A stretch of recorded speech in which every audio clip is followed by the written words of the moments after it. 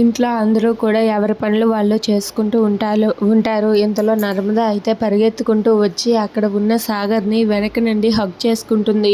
అది చూసి అక్కడ ఉన్న వాళ్ళందరూ కూడా ఒక్కసారిగా షాక్ అయిపోతారు. ఇక సాగర్ కూడా షాక్ అయ్యి, ఏం చేస్తున్నావు, ఇదేమైనా మన రూమ్ అనుకుంటున్నావా, వదులుతావా లేదా అంటూ సాగర్ తిడుతూ ఉంటాడు.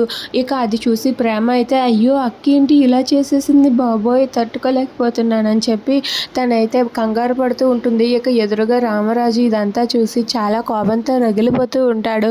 ఇక సాగర్ అయితే వదులు నర్మద అని చెప్పి అంటూ ఉంటాడు. దాంతో నర్మద అయితే, మీరు ఎవరి గురించి ఆలోచించవద్దు, ఒక్కసారి ఈ ప్రపంచాన్ని మర్చిపోండి, మన ఇద్దరమే ఉన్నామని గుర్తుపెట్టుకోండి అని చెప్పి అంటుంది. ఇక ఆ మాట వినగానే వెంటనే శ్రీవల్లి వెళ్ళి చందునైతే వెనక నుండి గట్టిగా హగ్ చేసుకుంటుంది.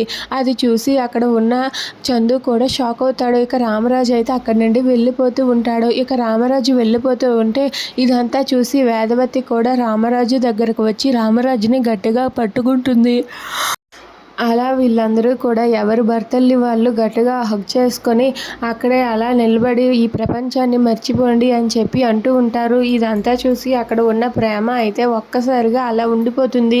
వీళ్ళకే నేటి నాకు లేరా భర్త అని చెప్పి ప్రేమ అయితే తను మనసులో అనుకుంటూ ఉంటుంది. ఇంతలో వేదవతి వాళ్ళ తమ్ముడు ఇలా అంటూ ఉంటాడు, ఇలాంటప్పుడే ఇలాంటివి చూస్తేనే నాకు ఎందుకు పెళ్ళి కాలేదా అనిపిస్తుంది అని చెప్పి అంటాడు. దాంతో ప్రేమ వెంటనే ధీరజ్ని వెతుక్కుంటూ పరిగెత్తుకుంటూ వెళ్తూ ఉంటుంది.